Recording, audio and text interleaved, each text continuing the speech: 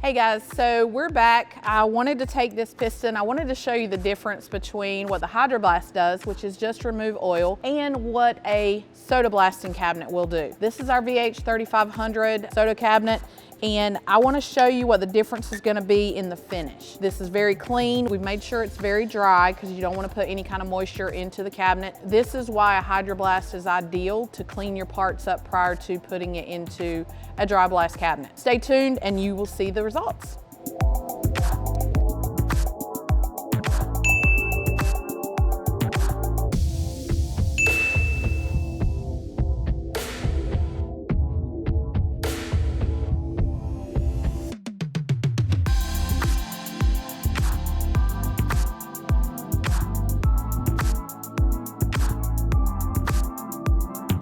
We're back after soda blasting this piston off of a Mustang. As you could see, when we hydroblasted, it left the surface clean, but it did not give you a finish. Obviously, the soda has cleaned up the carbon, it's cleaned up all of the internals, the edges, and so this is gonna be an ideal finish as opposed to the hydroblast. Let us know how we can help you with your project in your showroom. Give us a call, 828-202-5563. Thank you so much.